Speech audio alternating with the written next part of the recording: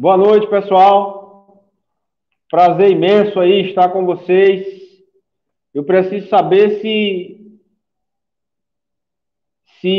como é que está o áudio. Queria que vocês digitassem aí como é que está o áudio. Se, se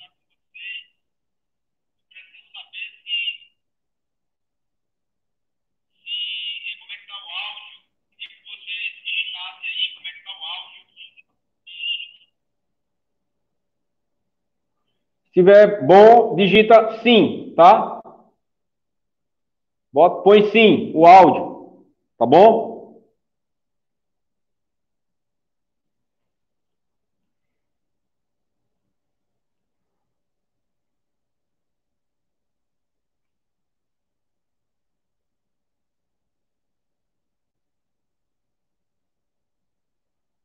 Ótimo, estou vendo aqui, tá? Então, ó, essa questão da imagem depende muito também da internet, tá? Da tua internet, tá bom?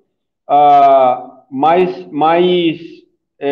se o sinal está chegando, se o sinal está chegando, tá ótimo aí, tá? Assim, a informação ela vai chegar, né? Até você. Pessoal, é um prazer imenso, mais uma vez, estar aqui com vocês, tá? Boa noite aí, os professores da educação básica, professores aí, alguns da educação superior.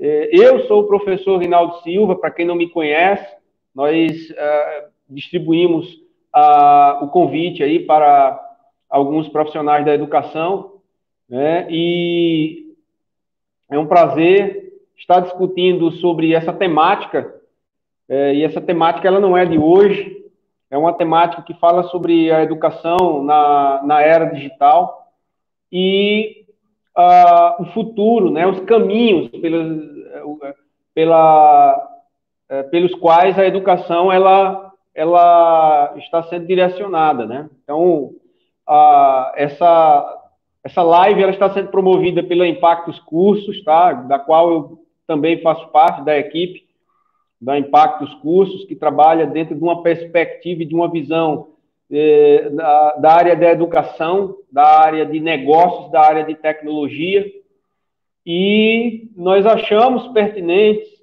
nós achamos essa temática e pertinente discutirmos, né, aprendermos também sobre essa educação na era digital, sobre essa educação do futuro, tá? Não esqueça, só um aviso aí, tá, pessoal? Eu estou aqui com vocês, estou acompanhando aqui também a, a participação de vocês.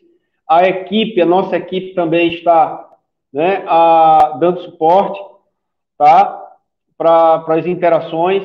Eu quero dizer para vocês que nós vamos iniciar eu vou iniciar a explanação, mas no finalzinho, lá no finalzinho, eu vou avisar vocês, deixem as perguntas, deixem os comentários, né, melhor dizendo, deixem os comentários, e aí nós vamos discutir, estamos aqui para aprender juntos, pessoal, tá? Nós vamos aprender juntos, vamos construir aprendizagens, que isso aí é um dos fatores importantes nessa educação do século XXI, tá?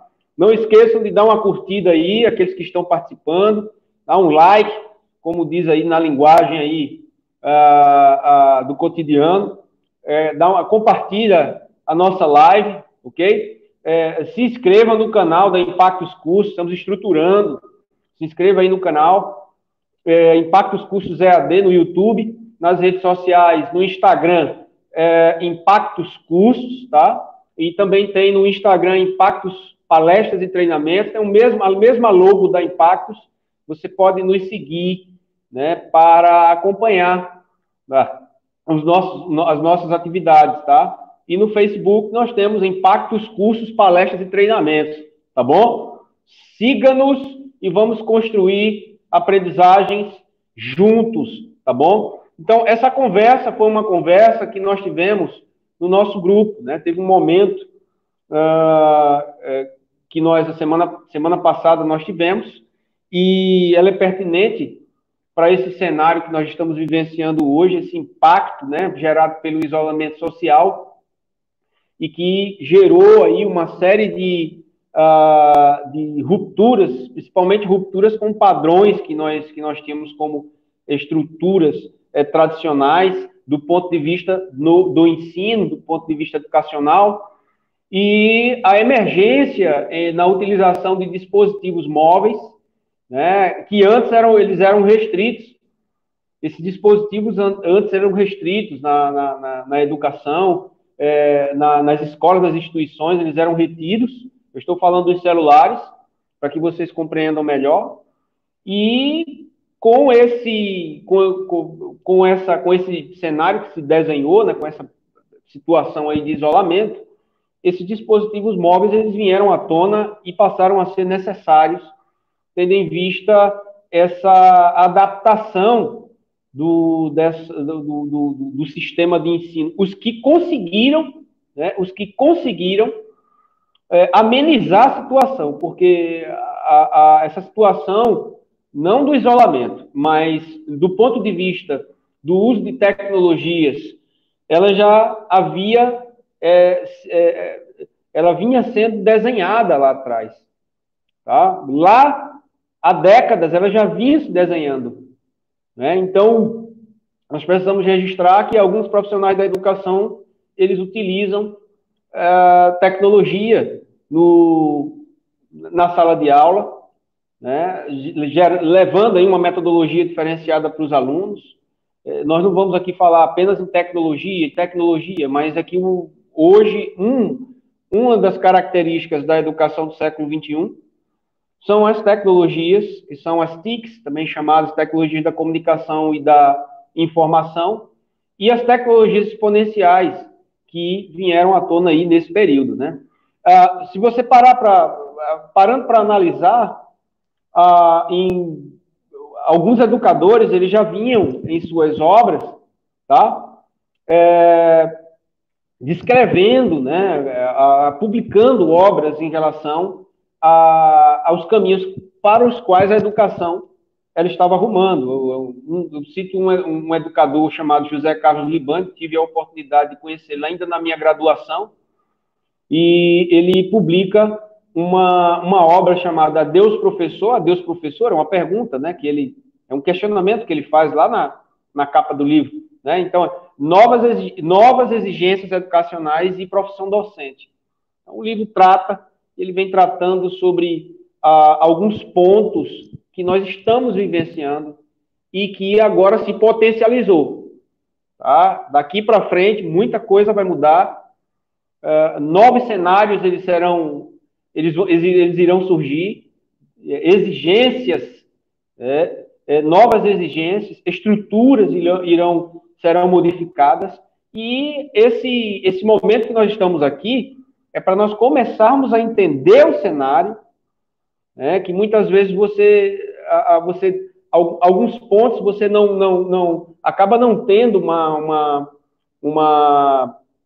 uma ideia. Às vezes você faz uma pós-graduação, né, às vezes você faz um curso, mas em alguns momentos, você não tem a possibilidade, né, de discutir, né, de debater situações reais, situações pelas quais nós estamos vivenciando, que a educação vinha passando e que agora ela é mergulhada, né? E precisamos entender isso, tá? Precisamos entender, tá? Então, há um outro ponto que, na semana passada, no nosso grupo de educação e educação do futuro, nós conversamos sobre esse nosso encontro hoje aqui, e alguns questionamentos eles foram feitos lá no grupo, só que não dá para a gente discutir tudo que está lá, tá, pessoal? Porque tem alguns questionamentos, eles são profundos do ponto de vista de tempo, tá? Do ponto de vista do tempo, eles são muito profundos. Então, tratar de tecnologias da comunicação e da informação, tecnologias exponenciais, né? Essas tecnologias que surgiram, começaram a mexer com o nosso cotidiano, num curto espaço de tempo, é impossível nós discutirmos aqui.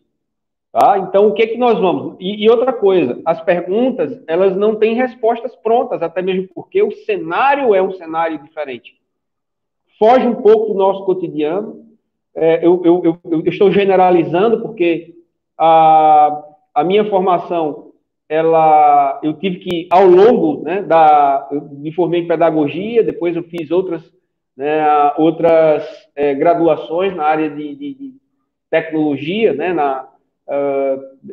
fiz marketing digital, né, fiz marketing e outras pós-graduações, não vim aqui falar do meu currículo, mas nós tivemos que nos adaptar. Nós tivemos que nos adaptar, tivemos que nos informar, tivemos que aprender, reaprender, desconstruir alguns paradigmas para acompanhar a evolução do tempo. Tá? Então, essa palavra aprender, ela é muito comum nas licenciaturas. Ela é muito comum e presente do ponto de vista educacional, principalmente quando se trata da formação docente. Então, continuando aqui, eu separei aqui 4 questionamentos. Esses 4 questionamentos nós vamos discorrer aqui, que trata sobre essa educação que nós estamos vivenciando agora, que nós estamos vendo agora, né? E separei aqui essas questões. Eu tenho que ler aqui para vocês, né? Que foram 4, tem outras lá. Algumas aqui vão responder as questões que estão lá. Num outro momento, nós vamos avançando, né, e discutindo sobre outros questionamentos deixados lá. A questão é que nós precisávamos de um ponto de partida e estão aqui as 4 perguntas. Quais são os fatores que irão impactar o futuro da educação? Essa que foi a professora Fabrícia deixou lá. Tudo que é... A outra pergunta. Tudo que é tradicional deve ser abolido na educação do futuro? É um outro questionamento. O professor Ricardo deixou essa daqui lá. O ensino híbrido, ele é considerado como uma das grandes apostas para a educação do século XXI. Isso é uma afirmação. Aí lá vem a pergunta. Quais as vantagens e desvantagens desse ensino híbrido? A professora Fátima Cosme deixou. E a outra, por que é tão difícil pôr em prática as novas metodologias diante de tantas tecnologias? Essa professora Jusilene. Olha, essa pergunta aqui dá uma pós-graduação, meu amigo. Essa pergunta aqui é conteúdo para 400 horas. Só para você ter uma ideia da profundidade da pergunta. Para vocês terem aí uma noção, né? Mas nós vamos discorrer, nós vamos conduzir aqui o nosso encontro, tá? E para falar um pouco desses questionamentos deixados lá no WhatsApp, é necessário nós lembrarmos de alguns detalhes que aconteceram, de alguns cenários, né? Que fizeram com que abruptamente nós chegássemos onde nós estamos, tá? E essas tecnologias, são várias tecnologias que surgiram, várias mídias digitais que surgiram, e elas passaram a impactar o nosso cotidiano. Eu separei 3 mídias para nós, só para que vocês tenham uma ideia, né? Se você parar para analisar, na década de 90, há uma mudança brusca, né? Não tão brusca, né? Mais na frente é que essa mudança ela veio a ocorrer fortemente. Mas as .coms na década de 90 elas chegam no Brasil, tá? A internet. Não é que a internet surgiu na década de 90. A internet surgiu lá na década de 60 e graças ao Tim Berners-Lee, com os protocolos de navegação dentro da rede, da grande rede, dentro desse universo online, foi possível termos a internet que nós temos hoje, cada vez mais evoluindo, né? Mas as .coms, elas chegaram, os sites, né, eles chegaram de início estáticos, eles eram bem estáticos, não tinha muita funcionalidade, né? E era o início, né? Muito se falava naquela época da globalização, por quê? Porque os continentes se conectaram. né?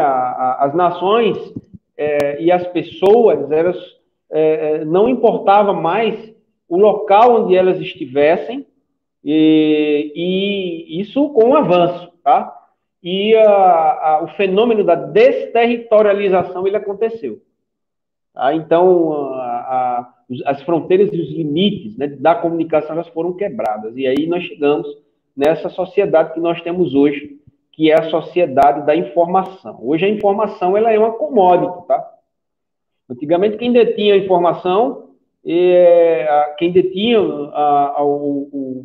quem só tinha e detinha um conhecimento sobre uma determinada área, né, era super, não deixa de ser, mas era super valorizado no mercado. Isso impactou também a educação, porque nós professores, deixamos de ser o centro, né, da informação dentro da sala de aula, do ponto de vista do acesso. Antigamente, as bibliotecas elas eram lotadas. Elas eram lotadas. Então, essa evolução, ela não deixa de impactar também dentro da sala de aula. Então, o conhecimento deixa de ser centrado no professor, né, e nas bibliotecas, e ele ele passa a ser a commodity. Qualquer informação que você necessitar e tiver, você consegue encontrar na grande rede. Na década de 90, ainda não sei quem lembra aí da Barça, da enciclopédia Barça. Eu tinha uma assinatura dela, né? A Barça, com a chegada de uma outra mídia digital, essa Barça, ela é violentamente afetada. Estou falando do Google. O Google chega em 1998. E aí a informação começa a se disseminar, né, de uma forma exponencial. E quando a gente fala commodity, é a facilidade do acesso. Tá? Então, uma outra, em 2004, uma outra mídia digital ela surge, que é o Facebook. O Facebook, e em 2005 surge o YouTube. Tá? Então, essas três aí, tem outras, mas essas três, elas começam a mexer com o cotidiano das pessoas, com a sociedade, e começam a chegar nos nossos ambientes escolares. Aí tem também a criação dos smartphones, iPad, iPhone, smartphones, e que também revolucionou um pouco esse mercado digital. Tá? Se nós pararmos para analisar, ocorreram profundas mudanças com a chegada dessas três empresas. Então, vamos falar aqui. O formato de alguns objetos que nós tínhamos, ele começou a sofrer as modificações. Por exemplo, enciclopédia, que eu já citei aí uma das bases, enciclopédia dicionário, hoje dá um Google. Dá um Google aí. Então você encontra, faz a pesquisa lá, você encontra. No caso do Facebook, criou-se, né, os relacionamentos, a nova forma de se relacionar. E esse relacionamento, ele exige, olha, vai um link para a educação, cidadania digital. Aí nós vamos mexer com a cybercultura, como é que esses alunos, eles precisam aprender a se comportar dentro desse universo digital, não é? E avanços e mais avanços. Surge também o YouTube. Qual é o impacto do YouTube? O YouTube é uma plataforma de audiovisual em que aquela aula que nós damos dentro da sala de aula sobre um determinado assunto, o nosso educando ele pode encontrar. Nós poderemos encontrar a aula que nós assistimos na faculdade, nós entramos lá nessa plataforma ou em outras plataformas e nós conseguimos. Ou seja, nós temos acesso ao conteúdo. Qualquer pessoa hoje que queira ter um conhecimento a nível de mestrado e doutorado, eu estou falando o acesso ao conhecimento, a nível de mestrado e doutorado, ela entra em qualquer universidade, ela consegue baixar. Né? A grade curricular, ela consegue baixar os conteúdos, ela consegue baixar o edital das exigências do acesso ao processo seletivo, ela consegue ver as obras dos professores que são pesquisadores, que estão no mestrado, que estão no doutorado, ela consegue ver aquilo ali. Então, ela tem acesso a tudo. Hoje, nós temos acesso a tudo. Como eu falei, a informação hoje, ela vira uma commodity. Em 96, isso tudo são impactos vem mexendo, o impacto também é gerado dentro das instituições de ensino, não só da educação básica, mas também da superior. Em 1996, há uma disrupção, em 96, com a aprovação da LDB, né, a 9.394/96, que todo licenciado conhece. O artigo 80, ele fala é a regulamentação da educação à distância no Brasil. Isso houve um embate tremendo. Em 97, em 95, eu inicio a minha carreira acadêmica. Com a aprovação do LDB, eu ainda estava dentro da universidade e a efervescência era tremenda nesse ponto. Porque houve uma resistência muito forte. Eu até entendo, porque nós não sabíamos quais eram os caminhos que essa educação à distância ele iria percorrer. Então, é uma resistência natural, assim como alguns profissionais, não só da área da educação, eles resistem a essas novas tecnologias que são disruptivas, né? É normal, é natural, a resistência é natural, tá? Até mesmo porque nós fomos formados com outros padrões de métodos, né? E nós estamos num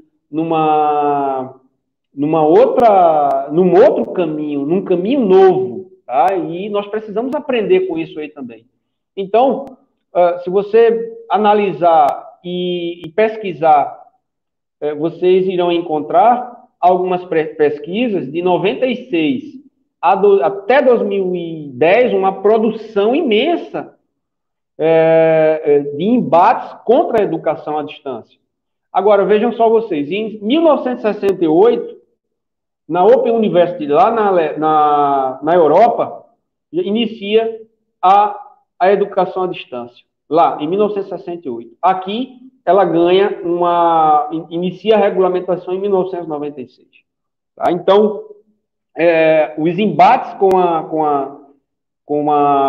essa nova forma de ensinar, que é a tecnologia chegando na educação de cima para baixo, tá? De cima para baixo, a regulamentação ela foi de cima para baixo, da educação superior, né? E agora está chegando aí a educação básica.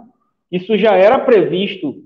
Se você analisar estudos do José Carlos Libânio, do Edgar Morin, ele vem falando sobre metodologias, sobre as formas de ensinar e de aprender diferenciadas, né? Que nós já iríamos encontrar isso. Tá? Então, tem esses pontos, só que nós passamos pela graduação e o cenário ainda era possível nós caminharmos com as metodologias que nós tínhamos nas mãos. Tá? Então, eu não vou aprofundar agora, porque tem uma pergunta aqui que nós vamos tratar um pouco sobre isso. Tá? Então, em 96 LDB, EAD, aí vem 97 o ProInfo, né? É criado o ProInfo 97, 10 anos depois é feita uma reestruturação do ProInfo. O que é isso? Era para promover o uso pedagógico da informática na educação. Tá? Então, é porque assim, pessoal, quando a tecnologia ela chega nas escolas, nas instituições de ensino, ela não chegou para fins pedagógicos, ela chegou pela estrutura administrativa das escolas, das universidades, ela chegou como suporte. Depois foi que o impacto, né, depois foi que ela foi estendida para o processo educativo. Então, ela não chegou assim diretamente na sala de aula, né? Então, as escolas antigamente que tinham um laboratório de informática era o diferencial na época, tá? Então, hoje os alunos andam com um computador na mão. O smartphone é um computador, tem múltiplas funcionalidades ali, tá? Então, em 2008, isso é para que vocês entendam, pessoal, o cenário, tá? É necessário a gente entender o cenário. Afinal de contas, você não faz uma mudança abrupta. Você não consegue fazer uma mudança abruptamente. Você precisa entender o contexto, aonde você está, para que a mudança aos poucos ela aconteça.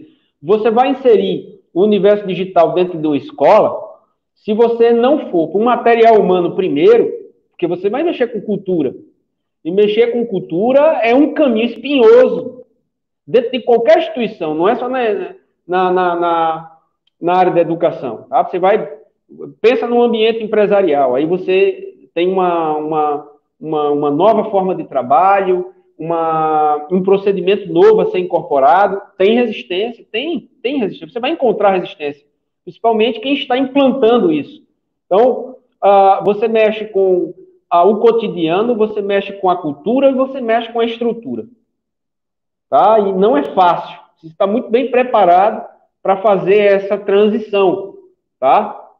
E na área da educação, essas mudanças elas foram acontecendo muito lentamente.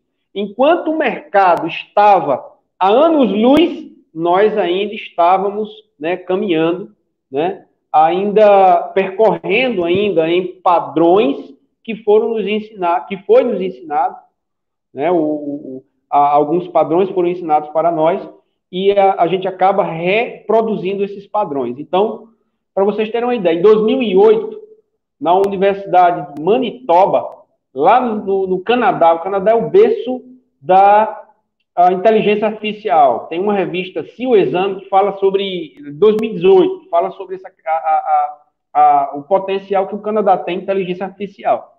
Assim como as grandes startups e as tecnologias, elas estão, as tecnologias exponenciais estão lá no Vale do Silício, lá na Califórnia, nos Estados Unidos. A inteligência artificial está lá no Canadá, muito fortemente e evoluindo cada vez mais. O que nós temos hoje de ambiente virtual de aprendizagem, ele iniciou lá. Primeiro curso lançado através de um MOOC, o MOOC é o que nós temos hoje, era o precursor do ambiente virtual de aprendizagem. O MOOC é um chamado Massive Open Online Course, que são os cursos que nós temos hoje sendo veiculados através da educação à distância. Só que muito, né, lentamente, né, porque naquela época não tínhamos a tecnologia que nós temos hoje, tá, em 2008, mas ele iniciou lá. Então, nós temos aí a junção de webinars, nós temos blogs, isso tudo nesse MOOC. Nós temos blogs, nós temos Twitter, nós temos webinar, nós temos chats. Então, assim, essa estrutura, ela fazia parte de um ambiente virtual de aprendizagem lá, foi o primeiro teste. 2.000 inscrições num curso que eles lançaram. Na segunda versão do curso, 100.000 inscritos, né, sendo veiculado através da EAD. Né? Então, e com uma tecnologia muito precária em relação ao que nós temos hoje, mas funcionou. Tá? Então, ele começa a ganhar força, né? Eles começam a ganhar a educação à distância, ela começa a ganhar propulsão e ela começa a ganhar força aí nessas tentativas e erros e caminhando. Então, vamos lá. Diante desse contexto, nós temos o quê? Nós temos uma formação hoje, algumas pesquisas, elas tecem essas discussões, que nós temos uma formação de professores hoje, nesse período que nós estamos para trás, eu sei que algumas reformulações aconteceram em algumas universidades, mas nós tínhamos, né, uma estrutura do século XIX, que na nossa estrutura de ensino, sobretudo na educação básica, ainda é uma estrutura da Revolução Industrial. O que nós temos? Um professor, alunos enfileirados, né? Como alguns... Eu não estou aqui fazendo críticas. Isso aqui, se você mergulhar na área da educação, começar a ler, começar a pesquisar, o caminho histórico ele aponta para isso. Tá? Então, o que nós temos hoje de estrutura de sala de aula, ela vai mudar. A estrutura da sala de aula vai mudar, A metodologia ela vai mudar porque alguns autores há décadas eles vêm descrevendo o impacto que nós iríamos sofrer e que estávamos sofrendo na época com a chegada das tecnologias. Tá? Então,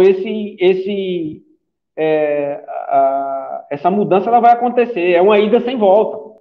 É uma ida sem volta. Tá? Eu tenho mais de 20 anos na área da educação, quase 15 eu tenho à frente de uma instituição na área de educação à distância e muita mudança ocorreu, né, nesse período aí, tá? Até 2007, nós não tínhamos um termo de saneamento para regulamentação de estrutura de educação à distância, só para você ter uma ideia, a ATS. Então, começou lá em 2007. Em 96, a LDB, 2007, o termo de saneamento veio regulamentar a EAD no Brasil. 2010, mais ou menos, 2009, 2010, mais ou menos, outro termo de saneamento, de ajuste para a regulamentação da educação à distância no Brasil.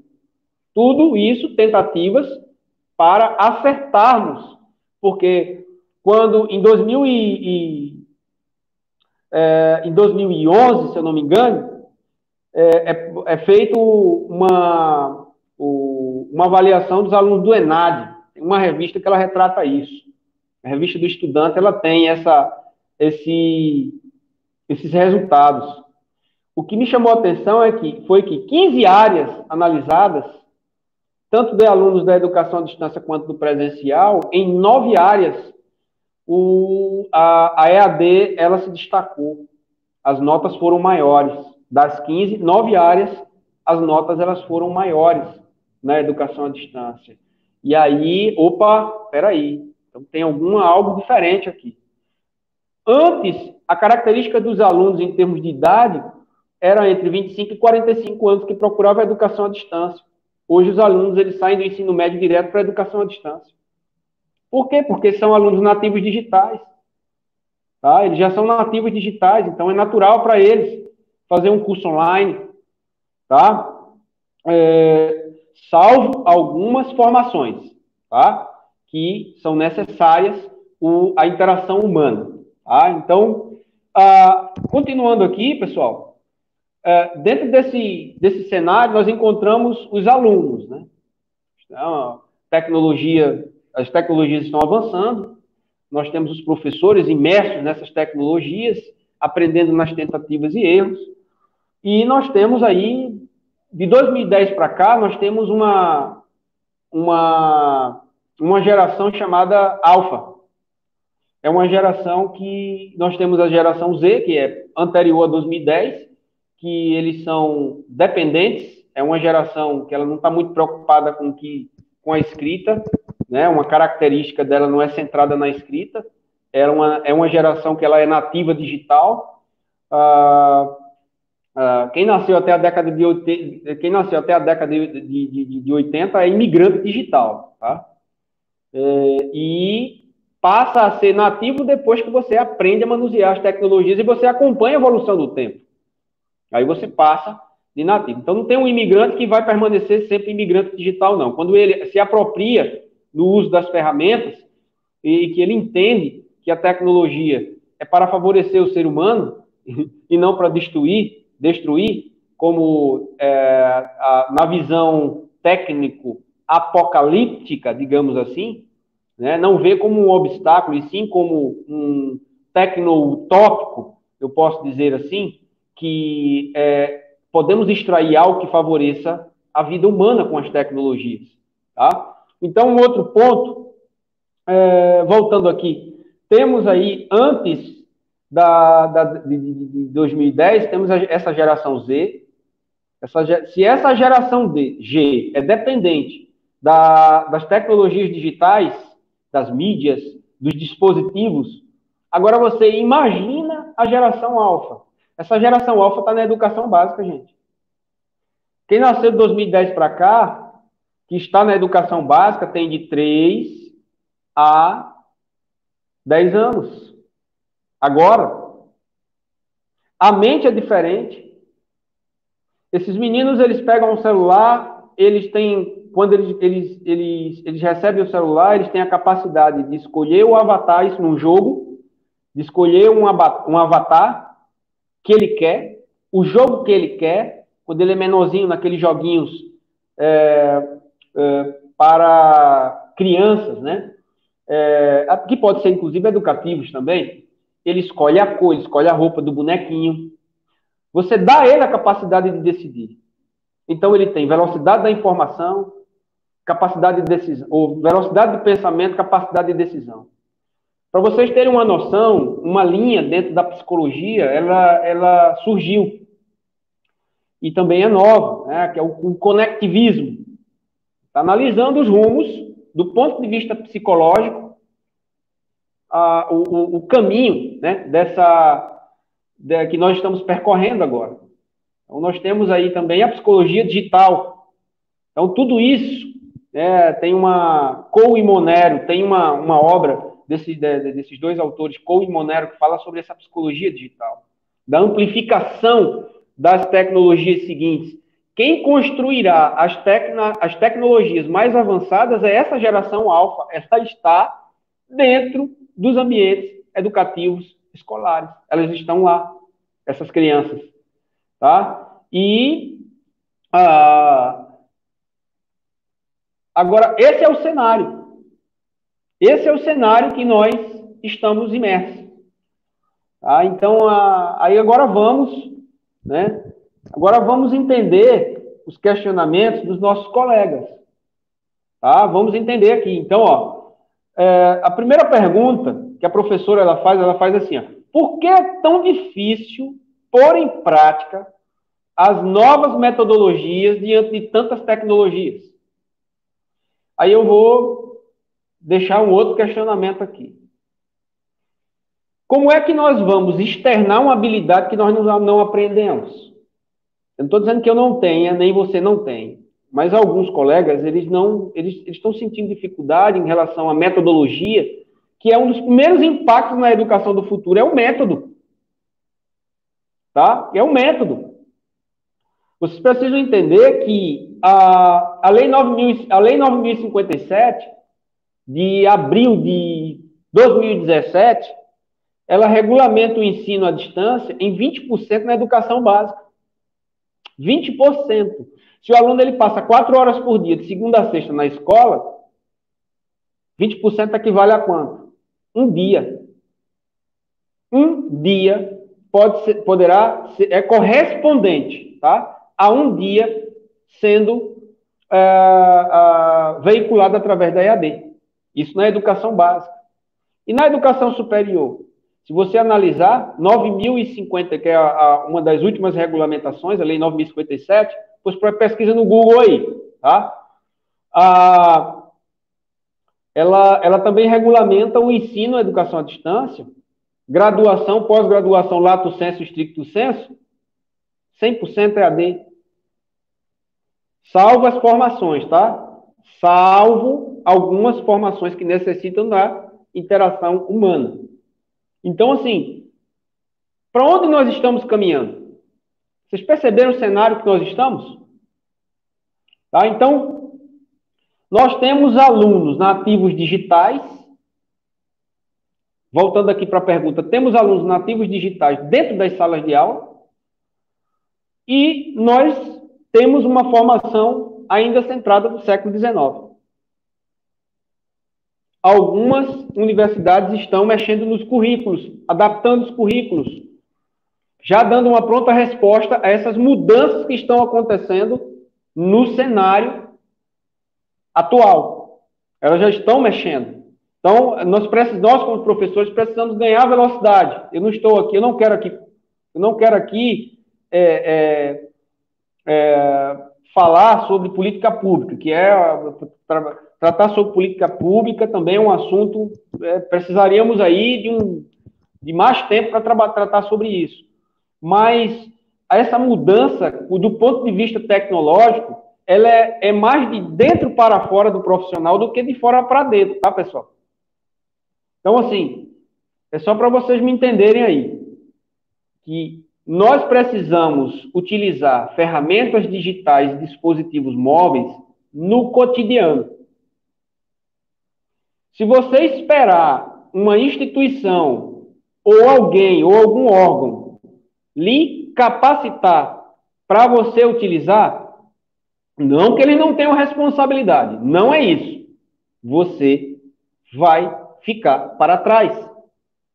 Olha quanto tempo, pessoal, nós passamos para entender esse cenário. Quando se fala hoje, por exemplo, de metodologias ativas, esse é um nome que surgiu agora, mas o Piaget e o Vygotsky já vinham falando dessas metodologias ativas lá atrás, não com esse nome, mas eles já vinham desenhando esse cenário que nós estamos encontrando hoje aqui, que é um cenário que essas metodologias ativas eles vão adentrar com muita força dentro das salas de aula, da educação básica. Não se preocupe, o cenário vai mudar. Mas eles já vinham falando que é a ação sobre o objeto, agir sobre o objeto, tá? Gerando pontos de aprendizagem. Inclusive, Piaget e Vygotsky nasceram no mesmo ano, 1934, eles nasceram. Tá? Eles nasceram, não, 1800 e alguma coisa, eles nasceram, tá? E eles desenharam esse cenário, tá? Que nós estamos passando hoje aqui. Então, é importante você entender que algumas coisas que nós estamos vivenciando hoje já foi falada, mas a mudança não aconteceu. Então, você não espera, procura se informar. Nós estamos participando dessa discussão, estou aprendendo também, juntamente com vocês, com os questionamentos de vocês, expondo um pouco das minhas experiências, para nós entendermos que esse cenário já tinha sido desenhado. Tá? Então, olha, tem um autor que é o Kim Robinson, ele fala sobre a questão isso é ele, tá? Que as escolas, elas matam a criatividade dos alunos. Tem uma obra dele chamada Escolas Criativas, não vão achar que sou eu que estou falando isso, tem um livro dele lá, Escolas Criativas, que falam sobre a questão da ação da escola, não estou dizendo que, não estou generalizando, mas é uma obra que ele escreveu, e que faz sentido algumas descrições, né, do seu estudo. Ele é PhD na área da educação. Então, ele fala que 3 profissionais ganharão proporção na educação do futuro. É o professor de educação física, que terá conexão com aquela aula que está acontecendo dentro da sala de aula. O professor de artes, ou a professora de artes, porque pintar, encenar, construir objetos, criar, isso mexe com o lado criativo, né, das crianças e dinamiza a educação. E o professor de música. Essas 3 áreas são muito bem descritas por Gardner e tem uma obra Inteligência Multifocal, do doutor Augusto Cury, que fala sobre a descrição dessas áreas, que elas são fundamentais e serão fundamentais dentro da educação básica. Tá? Então, uma outra pergunta aqui, tá? Então, assim, essa questão aí da professora, que ela perguntou em relação a...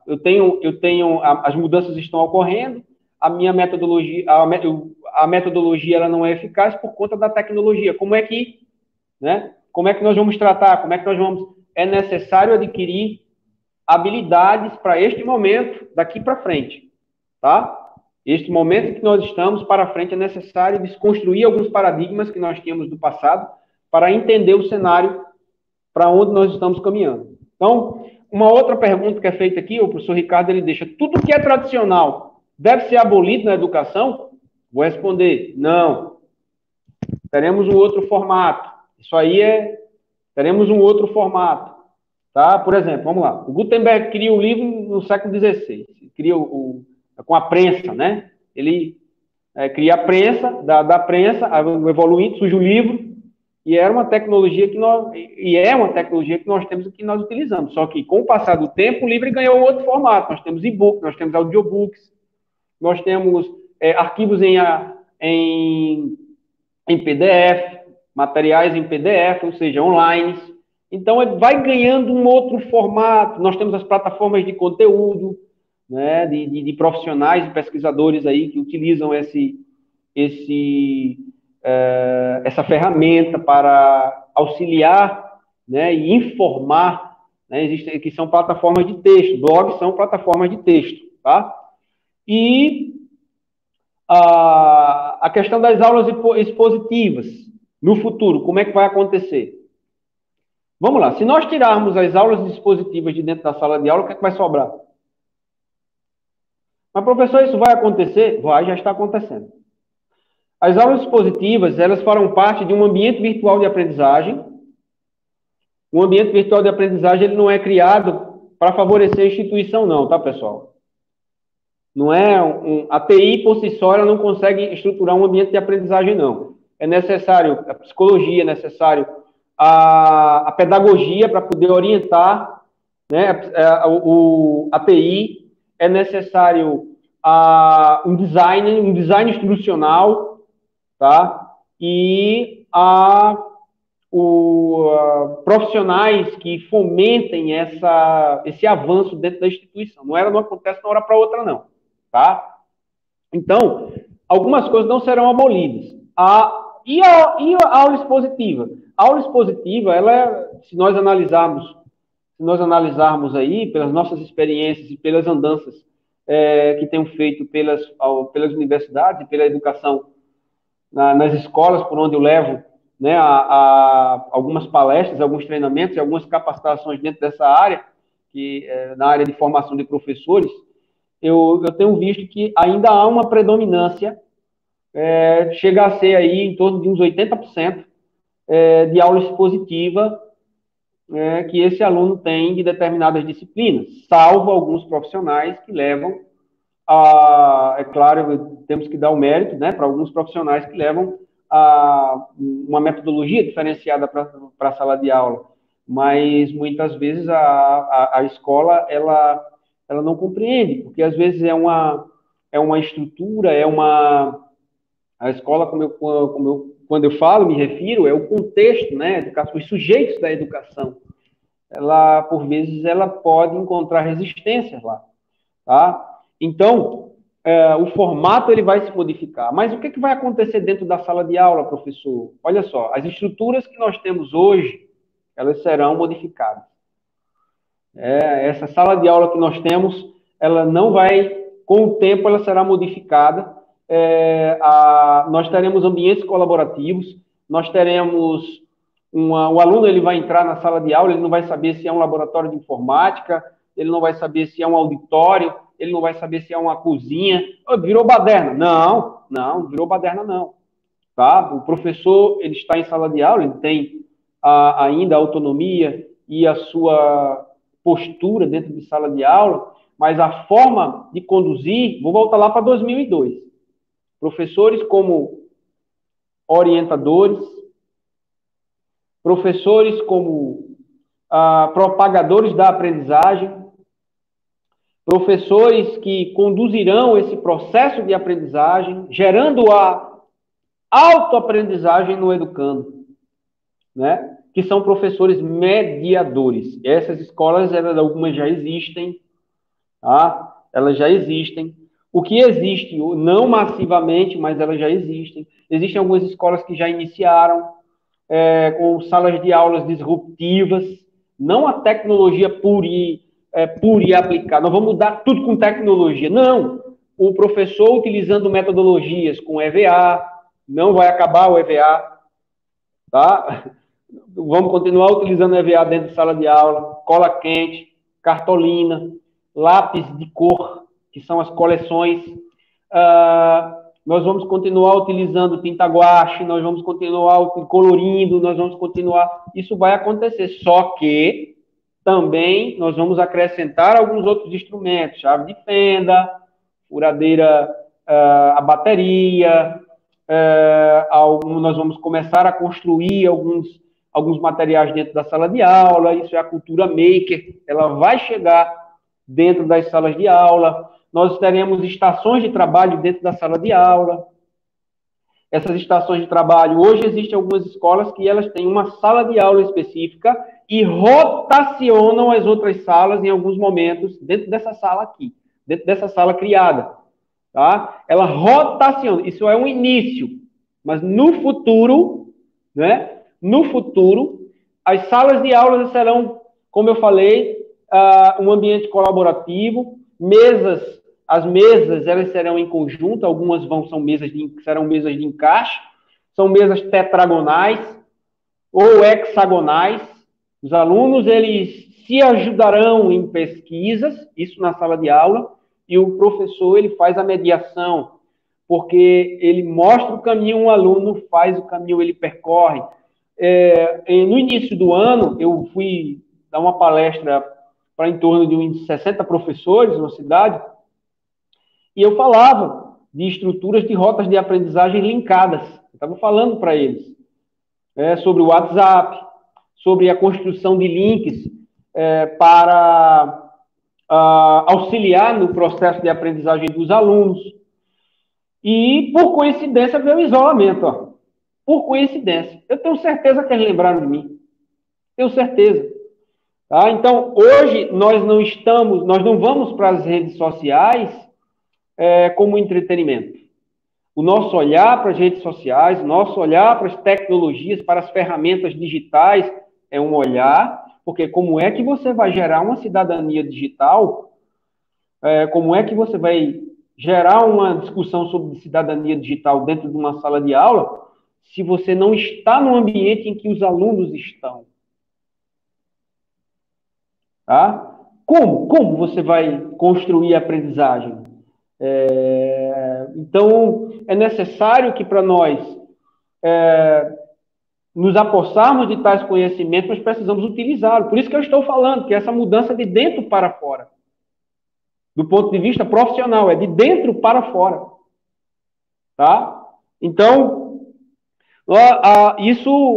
essa foi a discussão em relação à questão de tudo vai mudar com a chegada das tecnologias? Não. Então, deixo aí a resposta, deixo em aberto, né, para outras possíveis colocações. Vamos aí adiante, pessoal.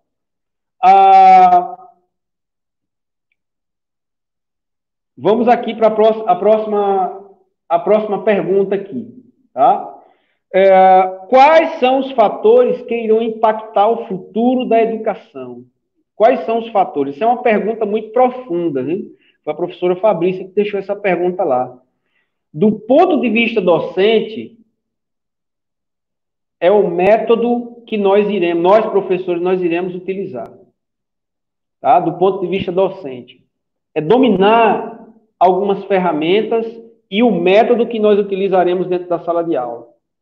Porque nós reduziremos a aula expositiva, isso vai acontecer, reduziremos a aula expositiva e o que nós levaremos, porque nós estávamos acostumados e fomos formados assim, entrar na sala de aula expositiva, aí vem aquele comentário, né, da alunos como repositórios de conteúdos, tem toda uma estrutura aí dentro dessa temática. Mas uma palestra que fui dar agora no sul, eu fui dar no ano passado no sul do estado, fui ministrar lá, uma capacitação para professores de educação básica. Nós chegamos na discussão e que eu falei, parem de comprar carteiras individualizadas, gente. Parem de comprar carteiras individualizadas. O que vem por aí é um ambiente colaborativo. A estrutura é diferenciada. Qual é o cenário que se desenha? Você pode até me chamar de louco, mas quando eu falei da impressora 3D há 2 anos, que ela ia chegar nas escolas, e falei da impressão de comida 3D, alguns até chegaram a rir. Né? Mas como eu já tinha experiência, inclusive, da EAD, quando eu já levava a EAD para algumas instituições e algumas pessoas, elas riam. Isso o quê? 2006, 2007, 2008, nós éramos muito céticos ainda, mas a EAD ela acabou quebrando esse tabu e acabou se consolidando agora, nesse momento. Tá? Então, Quais são os fatores que irão impactar o futuro da educação? Olha aí a pergunta aí. Então, habilidades exigidas ao novo professor, e que habilidades são essas? Né? Primeiro, você, professor, precisa aprender a aprender. É necessário que você aprenda a se reconstruir, né, o tempo todo. Tá? A OCDE, que é a Organização para a Cooperação do Desenvolvimento Econômico, composta por 37 países, numa das suas pesquisas publicadas, ela aponta que um profissional, ele terá até 5, do século XXI, terá pelo menos 5 formações. Terá uma formação base e as outras formações serão como sustentáculo para dar uma visão ampliada do exercício de sua profissão. Então, aquela graduação que nós fazíamos, depois uma especialização e levávamos para o resto da vida, isso daí vai deixar de acontecer. Até os docentes, né, que seguem carreira acadêmica, graduação, mestrado, doutorado, PhD e tal, eles terão que se adaptar. Porque o mundo mudou do ponto de vista educacional. Tá? Então, olha só, quando a caneta surgiu, também houve um problema sério nas escolas, tá? Vocês pesquisam aí a história da caneta. Eu assisti uma palestra com um psicólogo, ele estava me falando, quando a caneta surgiu, tivemos um problema sério, porque o questionamento dos professores era o seguinte: como é que nós vamos corrigir algo que a escrita é permanente? Só tem um detalhe, os alunos já estavam com a caneta na sala de aula, enquanto os professores ainda estavam com o lápis. Eles tiveram que se adaptar. Tá? Da mesma forma, trazendo para hoje, são as tecnologias. Tá? Então, precisamos nos atualizar, nos capacitar e acompanhar essas mudanças ocorridas no cenário. Já do ponto de vista das instituições, tem um detalhe aí, pessoal. Acesso às tecnologias, nós teremos acesso no futuro. Tem uma revista da Exame que fala sobre cidades inteligentes, em que o artigo ele descreve que no futuro será mais vantajoso economicamente distribuir dispositivos móveis, distribuir para a população dispositivos móveis, porque o acesso a alguns serviços eles são mais rápidos. A pessoa pode agendar uma consulta hoje em algumas locais você já em algumas cidades você já agenda a consulta por aplicativo nos hospitais, nas clínicas. Algumas startups elas estão aí no mercado já oferecendo esse tipo de serviço. Nós temos hoje a telemedicina. Quando é que nós iríamos lá? Nós imaginaríamos que esse período ele ia chegar. Consulta online. Olha só, isso tudo são cenários que estão se desenhando. Agora imagine na educação o que é que nós vamos encontrar. Mas se nós nos adaptarmos, nós vamos passar tranquilamente, vamos aprender, né? E vamos passar. As estruturas físicas das escolas vão mudar, tá? São cenários, são os impactos que a educação ela vai gerar, tá? A estrutura física ela vai mudar. O aluno, quando ele chega na escola, na instituição, ele encontra o quê? Ele encontra no jardim da infância, ele encontra, isso já responde uma outra pergunta que foi feita lá no grupo, tá? Ele encontra uma mesa tetragonal, 4, eles se sentam em grupo, ele encontra um ambiente com cores, ele encontra as figuras, elas conversam, elas geram e despertam a criatividade. Há uma explosão, né, de cores, tem música, tem pintura, né, tem arte, tem encenação. A partir do momento que esse aluno ele começa a galgar os níveis na educação básica,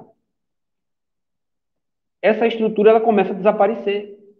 O professor Silvio Meira, ele é PhD em Engenharia da Computação e ele se aposentou, ele é docente lá na Universidade Federal de Pernambuco. Aí ele questiona, por que que isso acontece? Nós começamos, pessoal, perfeitamente, nós começamos da forma mais perfeita possível. Explosão de criatividade. Né? Qual é a criança que não se apaixona pelo jardim da infância? É brinquedo, é... Aí quando ele vai para o ensino, começa a galgar os degraus do ensino fundamental, as carteiras começam a se individualizarem, a parede fica numa cor só, da meia parede para baixo é uma cor, para cima outra. Isso eu não estou generalizando, tem algumas escolas realmente que os ambientes são disruptivos, né? São bem característicos mesmo para gerar despertar a criatividade do aluno. Não estou generalizando, mas esse é o cenário, é um dos cenários que nós temos, tá?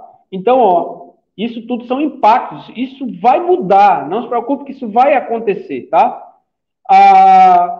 Dispositivos móveis farão parte da nossa sala de aula, acesso, nós temos algumas barreiras, né? Temos algumas barreiras ainda a vencer, acesso à internet, não temos ainda em todas as localidades, acesso a dispositivos móveis, isso daí já entramos na outra pergunta, que eu acredito que seja a última. O ensino híbrido é considerado como uma das grandes apostas para a educação do século XXI. Quais as vantagens e desvantagens? No cenário atual, o acesso ao dispositivo móvel é uma desvantagem. Nós não temos ainda um ambiente igualitário para o acesso a essas tecnologias móveis para chegarmos ao digital. Não temos. Tá? Isso aí é uma das desvantagens. Para que o ensino híbrido aconteça, é necessário o aluno ele está no universo online. Tá? Ele precisa estar lá. E para isso ele precisa de dispositivo. Estou usando aqui um computador e estou usando uma câmera, um smartphone. Isso aqui é a tecnologia. Para a tecnologia, eu preciso da técnica, que são as habilidades para manusear essa tecnologia. E, do ponto de vista dos professores, eu preciso ainda, além de dominar, eu preciso do método para levar para a sala de aula. Vocês estão aí, né, compreendendo. E eu ainda preciso ensinar meu aluno como utilizar. Então, há algumas, hoje, nesse momento, essas são as desvantagens que nós temos.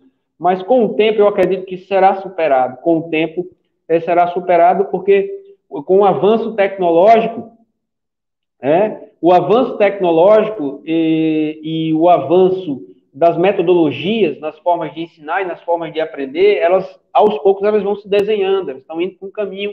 Nós que não podemos perder, né? Não podemos perder esse caminho. Não podemos perder essa passagem, nós como educadores. Precisamos aprender, mergulhar e aprender, tá?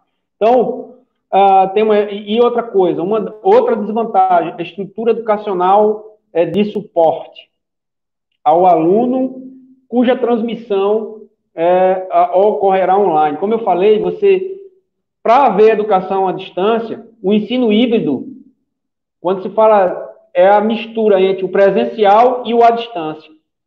E esse ensino híbrido, ele precisa, para ele acontecer, ele precisa de um ambiente virtual de aprendizagem. Porque parte será EAD, será à distância.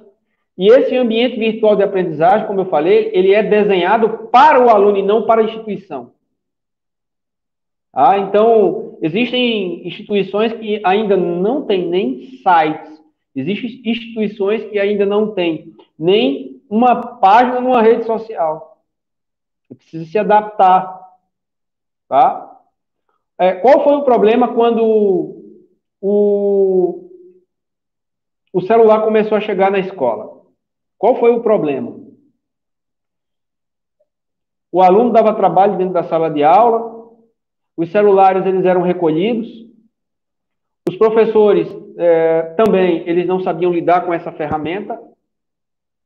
Com o isolamento, esses celulares vieram à tona. Como é que é isso? Como é que de uma hora eu confisco, na outra eu peço pelo amor de Deus para que eles utilizem o celular. Olha aí a contradição, né? As famílias também utilizam os celulares. De quem é a culpa? Se nós não sabemos lidar com não sabíamos lidar com essa ferramenta. Nós não podemos procurar culpados porque a nossa família não nos ensinou. Quando o smartphone chegou dentro das famílias, também não foi ensinada para elas. Consequentemente, o impacto também foi para os alunos, que eles também não aprenderam como ensinar. Então, no universo da cybercultura, o professor, ele conduz essa aprendizagem do aluno também nos acessos, né?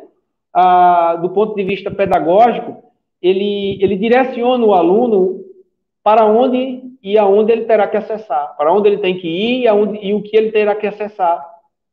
Porque o professor ele tem que chegar lá primeiro. Num blog, num site, numa aula audiovisual que ele encontrou dentro de uma plataforma de conteúdo e direcionar o aluno para aquilo ali, porque o aluno ele não sabe filtrar. É muita coisa. Ele ainda não tem essa percepção do filtro. Quem vai entrar em ação? O professor. Como que? Mediador. Na educação básica, a mediação ela ocorrerá do ponto de vista tecnológico desta forma. Tá? Então, no caso do ensino híbrido, o ambiente virtual de aprendizagem fará uma parte e o ensino presencial será a complementação, mas não menos importante. Ele é tão importante e talvez seja o mais essencial, inclusive na educação básica. O ambiente virtual é um suporte para potencializar a educação, tá? O ensino e as práticas pedagógicas, né? Agora, o ensino híbrido, ele já é real, tá, pessoal? Ele já é real. Tá? Então, se você mergulhar ou você for fazer alguma pós-graduação na área, algum curso, né, ele já que contempla, né, a área da educação, principalmente, por exemplo, educação em novas tecnologias, né, algum curso na área de uma faculdade que o currículo dela está atualizado, o ensino híbrido ele já está presente, porque já está acontecendo. Tá? Ele já acontece no cotidiano. Quando um professor, dentro da sala de aula, até mesmo sem ambiente virtual de aprendizagem, mas um ambiente virtual, uma estrutura virtual legítima é um AVA, um ambiente virtual de aprendizagem, tem que ter. Tá? Mas o ensino híbrido ele pode acontecer, o professor dá uma aula e aí ele direciona o aluno para alguns vídeos nas plataformas de conteúdo. Isso é ensino híbrido? Sim, também é ensino híbrido. Ele é conduzido pelo professor, não é aquele sistematizado dentro de uma estrutura metodológica num ambiente virtual de aprendizagem, porque lá no AVA tem que ser assim. Ele tem que seguir essa estrutura, não é? Mas também é uma forma de ensinar. Nós não temos hoje, diante desse isolamento, uma estrutura em termos de método, em termos de uma metodológica, didática, pedagógica real. Nós não temos. O que nós estamos fazendo é suprindo necessidades diante desse isolamento. Tá? Ele é muito profundo a educação à distância para haver esse ensino híbrido. Tá bom? Então, há toda uma atmosfera, há toda uma temática, né, que nós precisamos aprender, que nós precisamos descobrir, nós como educadores, como nós como professores. Tá? E nós estamos aqui respondendo esses questionamentos deixados pelos professores, ao mesmo tempo nós estamos aprendendo com isso, tá? E nós precisamos desconstruir alguns caminhos, mudar o mindset. O que é isso? São os modelos mentais que governam a nossa mente, a nossa forma de agir do ponto de vista educacional, porque nós aprendemos de uma forma, tá? E nós precisamos gerar uma mudança de padrões em termos de modelos mentais. Para isso, não é de uma hora para outra, para isso nós precisamos entender, né, participando de um encontro como esse, de uma live como essa, é possível vir à tona na tua mente alguns insights, né? E é necessário, nós como educadores, nós nos apossarmos um pouco desse conhecimento em leituras, em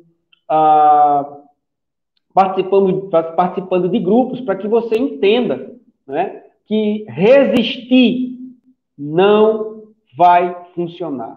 Quem resistiu à educação à distância se rendeu ao que aconteceu neste momento. Se tinha alguma dúvida, agora ela se consolidou, do ponto de vista de tecnologia educacional. Tá? Daqui para frente, muita coisa irá acontecer. Tá? Então, assim, são novos caminhos que nós vamos seguir, são novos caminhos que nós iremos aprender, tá? E percorrer. E por isso que é bom nós conversarmos e discutirmos, tá? Bom, pessoal, vamos dar uma analisada aqui, né? Os comentários, tem alguns comentários aqui, né? Vamos lá. A dona Fátima, concordo plenamente. É um processo de aprender sempre, né? O professor, olha, quem fez licenciatura, aprender a aprender, né, estava presente na nossa formação constantemente. E esse aprender a aprender também envolve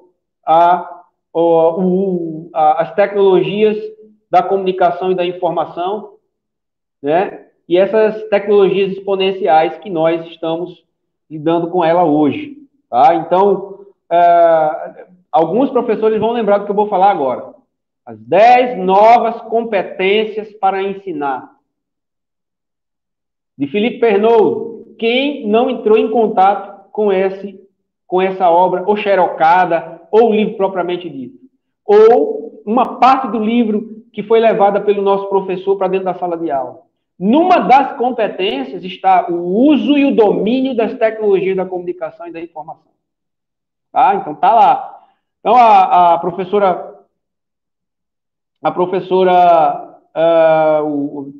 tá aqui o Corujinha, né? Tá falando, esse professor fala com profundidade. Rapaz, a nossa vida é uma constante aprendizagem, tá? É uma constante aprendizagem.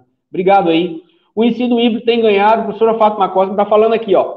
O ensino híbrido, ele tem ganhado cada vez mais espaço no setor educacional, sendo grande propulsor da combinação de dois modelos de aprendizagem, o tradicional e o digital. Fantástico, fantástico, professora. Tá? Então, tomara que essa live fique gravada no YouTube. Olha só, verdade é fato, professora Jussara. Live muito boa, Maria Antônia. Tá? Graças a Deus, esses feedbacks para nós, eles são fundamentais, tá? Eles são fundamentais para a gente. A gente aprende também com o posicionamento de vocês, tá, pessoal? Muitos profissionais precisavam ouvir essas informações, né? Maravilha. Eu tenho uma trajetória aí nas escolas de educação básica, tenho levado capacitação para os professores, tenho levado também, conversado com os alunos, levado oficinas para os alunos da educação básica, do ensino médio, e essa minha andança, eu consigo enxergar os cenários, tá? Eu consigo ver a diferença, né, de uma escola para outra, né? O que evoluiu, o que está evoluindo, as ideias. Os professores, eles conversam, né? E nós precisamos entender a ponta, não é só teoria, pessoal. Não só teoria. Tem um livro, Professor Reflexivo no Brasil, que fala do distanciamento entre a teoria e a prática, aquilo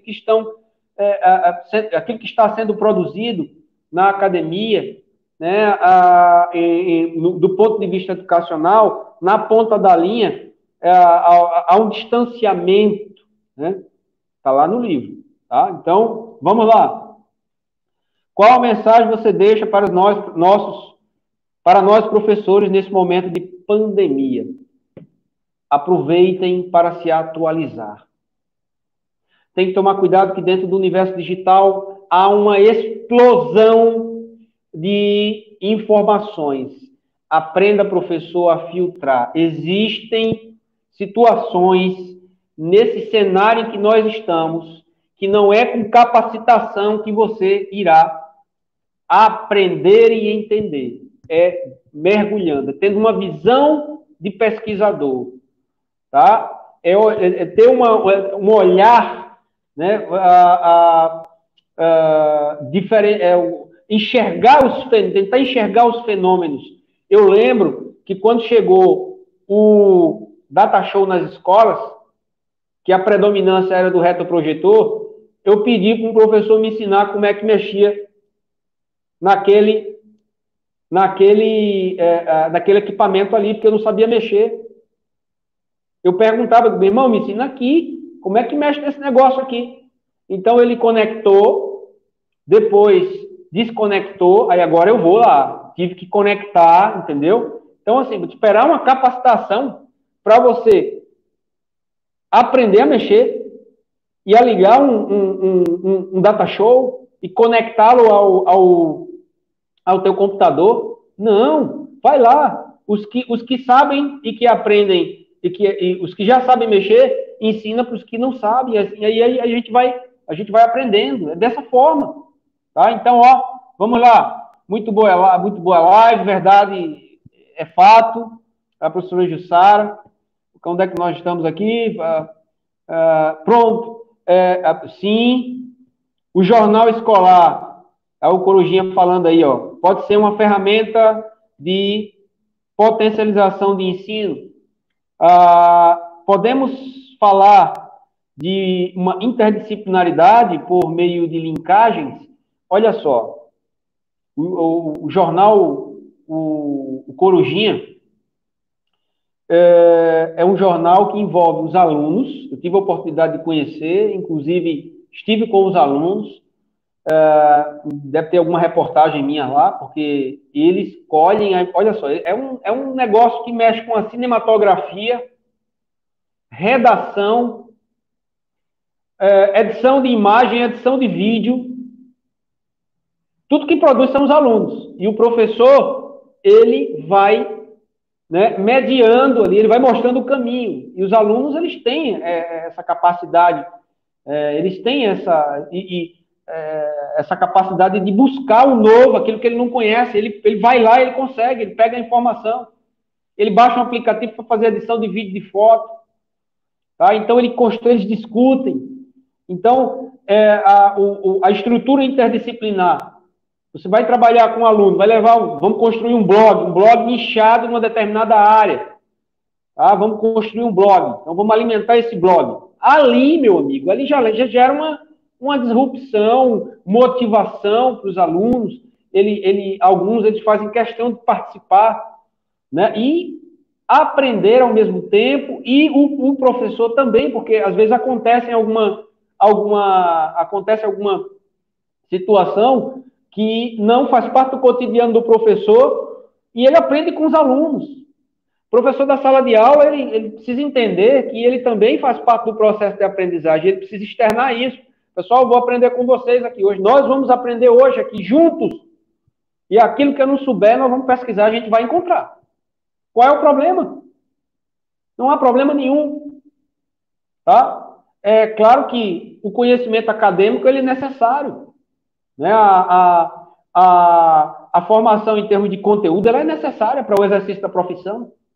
Mas aprender com os alunos, você deixar isso claro e aberto, rapaz, pode seguir.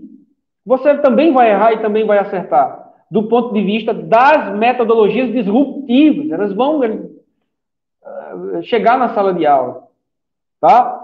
Tem muita coisa, pessoal, que nós poderíamos discutir, mas o tempo ele não permite, do ponto de vista metodológico, dar uma pós-graduação, para nós tratarmos sobre metodologia, que esse será o impacto maior dentro da educação básica. É o método. O que levar para a sala de aula? Esse será um dos maiores impactos. E não é só Facebook, não é só acesso à internet, você pode levar tecnologia para dentro da sala de aula, para a sua sala de aula, construir tecnologia sem acessar, levar um ambiente, criar um ambiente disruptivo, colaborativo, de cocriação, de prototipagem para a sala de aula, sem essa tecnologia que nós conhecemos hoje, que está na nossa palma da mão. Tá? Então, seguindo aqui, senão a gente não... Essa pandemia está fazendo muitas mudanças, tá? Inclusive na educação, com as novas tecnologias, e nós, professores, estamos aprendendo muito. Essa é a visão que nós precisamos ter. Você erra, baixou o aplicativo, errou, baixou o aplicativo errado, exclui, tá? Baixou o aplicativo novo, não sabe mexer, não tem, vai mexendo ali, senta com um colega, ó, como é que mexe aqui? Pergunta para o teu filho. Os nativos digitais, eles não têm medo de baixar aplicativo, não tem medo de clicar, não tem medo de vir vírus. Não tem medo. Aí ele não está nem aí. Ah, não deu certo. Não, exclui. Pronto. Nós precisamos aprender. Tá? Então, ó, a Maria Antônia está falando aqui com a Zoneide. Aprendermos mais, nós vamos aprender. Essa caminhada é isso. O que nós não podemos é resistir, pessoal. Nós não podemos resistir. Olha quanto tempo nós estamos dentro dessa estrutura educacional que nós temos, né, hoje aí. Olha quanto tempo nós caminhamos. Não é que nós vamos exterminar o que nós aprendemos, não. É porque talvez tenha chegado num limite. Talvez nós tenhamos entendido que a contribuição foi gratificante, mas é hora de nós mudarmos do ponto de vista metodológico. E não é difícil.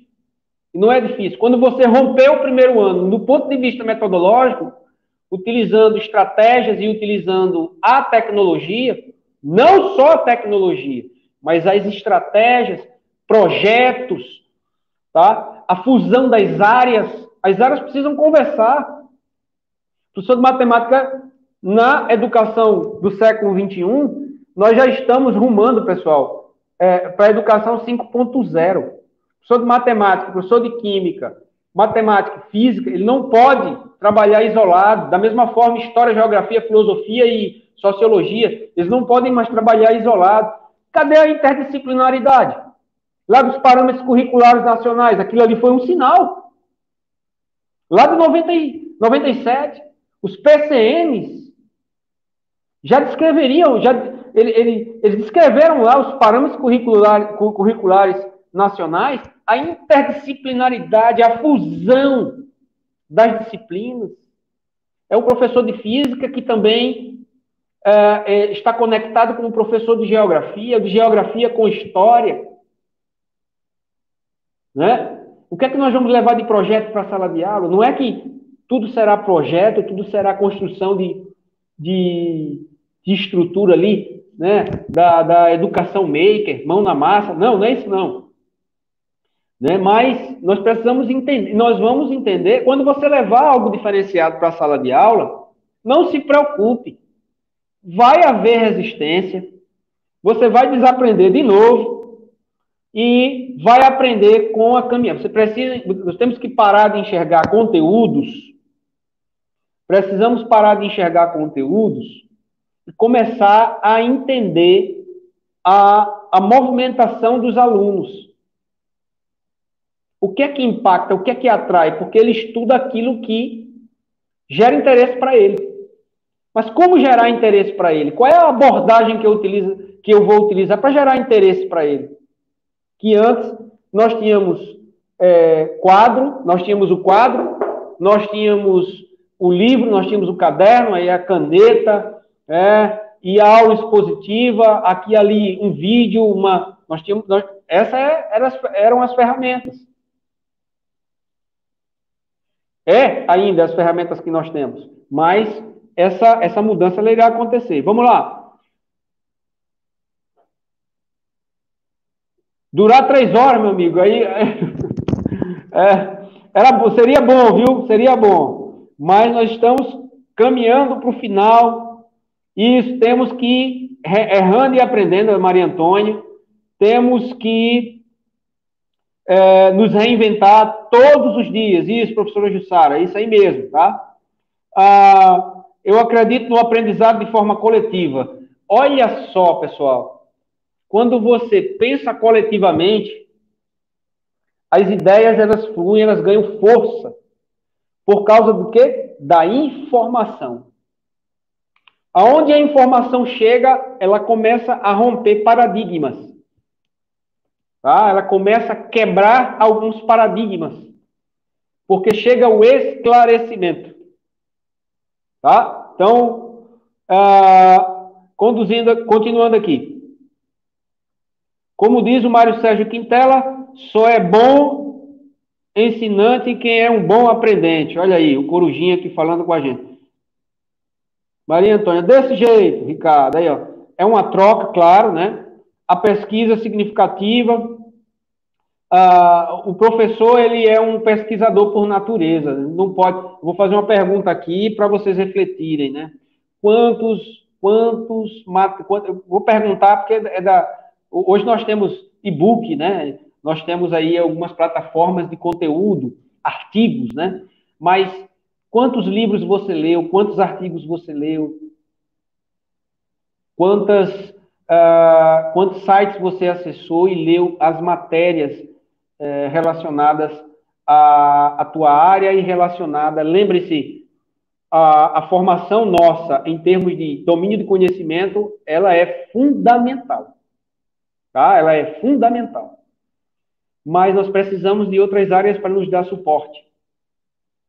Quando eu fiz o curso superior de tecnologia em marketing digital, eu sou tão impregnado com a educação que eu comecei a imaginar, meu Deus do céu, esse negócio aqui, na educação, meu amigo, vai, do ponto de vista educativo, se um jornal que eu citei aqui, que é o jornal Corujinha, ele trabalha uma disciplina que existe em algumas pós-graduações chamadas Educomunicação, que eu cursei essa disciplina na pós-graduação de Educação de Novas Tecnologias, não é? E olha só a ruptura o potencial que esses alunos eles vão começar a produzir ali. Eles vão chegar na educação superior com a capacidade criativa e de pesquisa, porque eles também precisam pesquisar para botar matéria lá, né? Fantástica. É o que edita, é o que filma, é o que produz o texto, é o que produz a arte, trabalha lá mexe com o Corel e a matéria sai. Agora você imagina isso dentro de uma escola. É de uma hora para outra? Não, é necessário que haja uma conscientização, é um passo a passo. Tá? Então, caminhando aqui para o final, pessoal, pesquisa científica, vamos ver aqui. Rinaldo, tá bom, entendi aqui, viu, a Maria Antônia. A aprendizagem colaborativa é uma metodologia, a professora Fátima está falando aqui, ó, é uma metodologia de ensino pautada na interação, colaboração e participação ativa dos alunos. Fantástico isso aqui, professor, é isso aqui. Né? Isso, e acontece dentro do ambiente escolar. Tá? Sabe aquele momento que o professor ele passa um trabalho em grupo para os alunos? O professor ele passa um trabalho em grupos para os alunos. Eu costumo usar só para ilustrar aqui, né? Eu já vivi isso, eu já vivi como aluno, né? E como professor, porque às vezes a gente não entende. Depois eu fui aprender, comecei a levar materiais para dentro da sala de aula, tá? Então, assim, o professor ele passa o trabalho, trabalha em grupo, aí divide a turma, 4, 5, 6 grupos na sala de aula. Então, estão em grupo. Só que aí os alunos começam a se comunicar, estão em grupo. Aí o que é que eu ouvi? Silêncio! Eu não quero ouvir ninguém falando. Como é que o aluno vai se comunicar, gente? Como é que o ambiente colaborativo ele vai fluir se ele não pode se comunicar? Não é? Então aí ele entra na media, ele não vai lá para a mesinha dele ficar para a mesa dele lá ficar sentado, não. Ele vai ali, ele vai mediando, ele vai passeando. Qual é a dúvida aqui? Qual é a dúvida ali? Pesquisa aqui, pesquisa ali, tu vai encontrar, né? Olha, isso aqui talvez você encontre de uma forma diferente em tal local. E aí as coisas vão se desenhando, porque você também está ali para aprender. E aí um ambiente colaborativo, lembre-se que eles vão construir. Como é que eu vou marcar uma reunião de professor e falar para ninguém falar nada? Ninguém pode falar nada. Que reunião é essa? Da mesma forma acontece com os alunos. O ambiente colaborativo tem conversa, tá? O ambiente colaborativo ele tem uma troca de experiência, o aluno que sabe, o outro que não sabe. Peraí, deixa eu te mostrar aqui como foi que eu cheguei a essa. É dessa forma que o cenário ele vai se desenhando dentro da sala de aula, tá bom? Então, colaboração é a força necessária para romper paradigmas, é isso aí.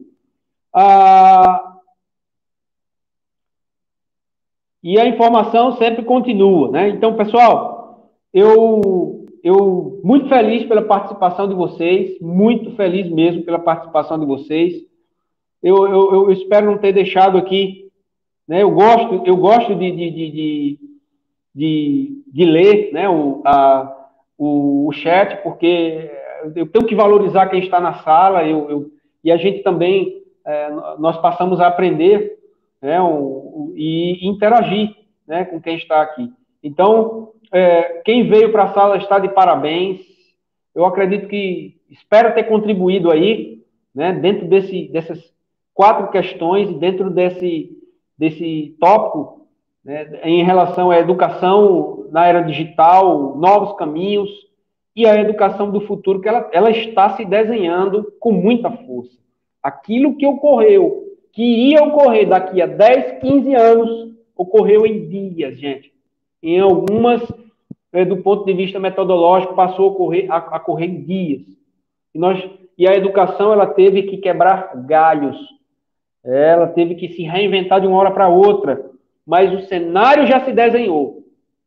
Parte dele já se desenhou. O que nós precisamos é entender mais, é nos aprofundar mais, conversar mais.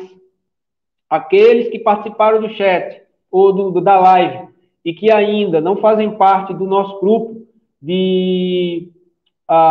do nosso grupo lá do Whats, Educação do Futuro, manda o contato, envia o contato para a gente aí, que nós vamos encaixar você lá para a gente aprender junto, tá? Nós vamos aprender juntos e vamos construir, talvez, metodologias, né, que possam nos favorecer, novas metodologias, porque nós estaremos em conjunto.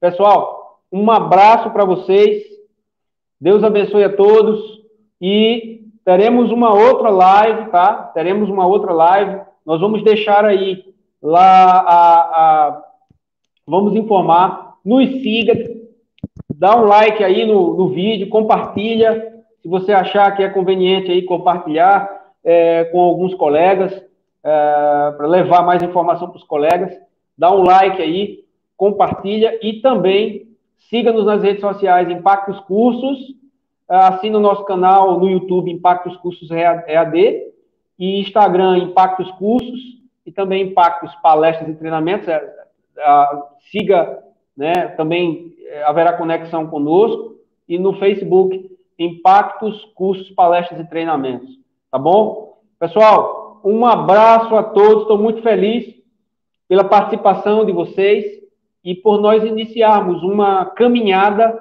que só temos a aprender e aproveitar. Um abraço a todos. Tchau, pessoal!